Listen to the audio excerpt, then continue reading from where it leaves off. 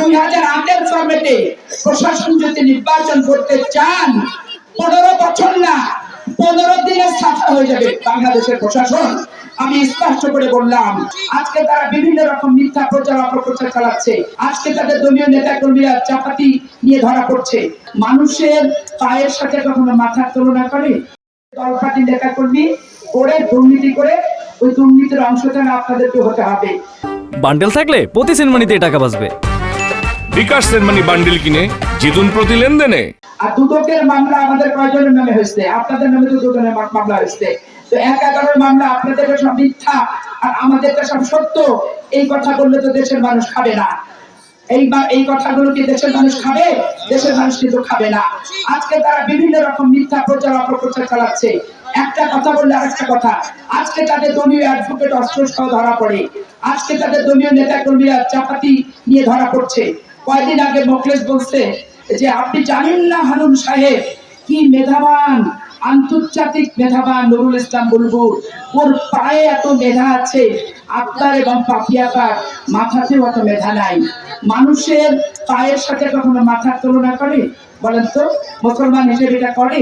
মাথায় আমার কোরআন তেলাওয়াত আছে, নামাজের নিয়ত আছে, বিসমিল্লাহির রহমানির রহিম আছে, লা ইলাহা ইল্লাল্লাহ আছে, তাই এটা কিভাবে পায়ের সাথে তুলনা করে? তাই আমিও বলতে চাই, যারা নৃত্যশিল্পী তাদের পায়ের মেধা বেশি, যারা চিত্রশিল্পী তাদের ছবি অঙ্কনের হাতের মেধা বেশি, যারা হচ্ছে পিএইচডি তাদের মাথার মেধা বেশি, এবং যারা শিক্ষক এবং আমাদের মতো রাজনীতিবিদ তাদের মুখে আমরা বক্তব্য দিই সেই মেধা বেশি, এবং যারা চক্ষু বিশেষজ্ঞ তাদের চোখের মেধা বেশি। এখন আপনারাই বলেন যে নজরুল ইসলাম বুলবুলকে নৃত্যশিল্পী, তার পায়ে এত মেধা হওয়ার কারণটা কি? এবং এই পা দিয়ে উনি কি কাজ করছে? আমি তো দেখি বক্তৃতা রাখতে গেলে আগে টুল নেয়, টুলের উপর দাঁড়ায় উঠে তারপরে বক্তৃতা দেয়। এটাই কিন্তু আমাকে সবাই বলেছে।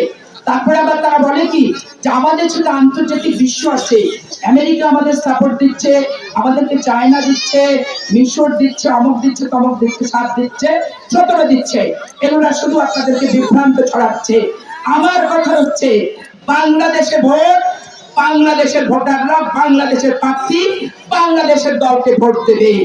আমেরিকার কোনো কাজ নাই এখানে, জাপানের কোনো কাজ নাই, চায়নার কোনো কাজ নাই, পাকিস্তান, তুর্কিস্তান আর বেলুচিস্তানের কোনো কাজ বাংলাদেশে নাই। আর 2008-এর ফরম্যাটে প্রশাসন যদি নির্বাচন করতে চান 15 বছর না 15 দিনে সাফা হয়ে যাবে বাংলাদেশের প্রশাসন।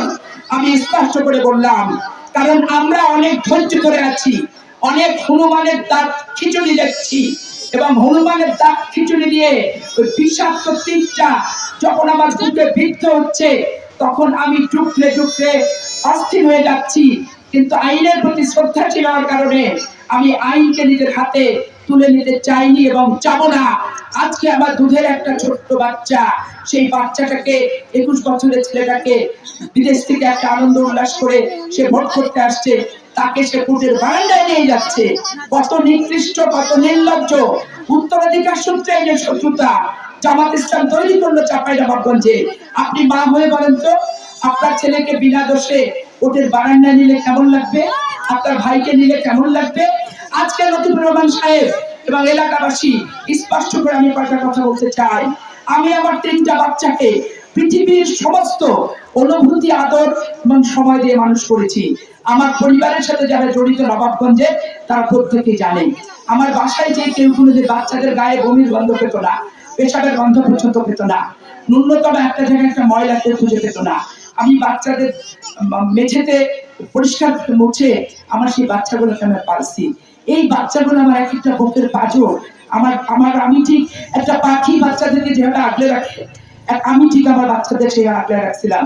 এটা আমার জীবনের সবচেয়ে বড় দুর্ভাগ্য। এই রাজনীতি করতে এসে এই 15 বছর আমার উপর যে জুলুম, যে অত্যাচার, 85টা মামলার আসামি আমি, দিনের পর দিন আমি জেল খেটেছি। বাচ্চা কাচ্চা ছাড়া, সংসার ছাড়া একটা মেয়ে মানুষ 6 মাস জেলে থাকা যে কত কষ্টে।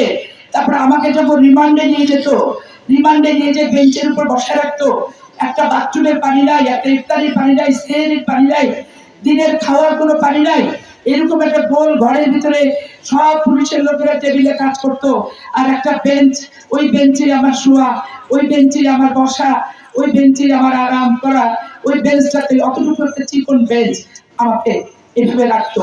আমার বাচ্চারা কোনোদিন পরিচয় দিত না।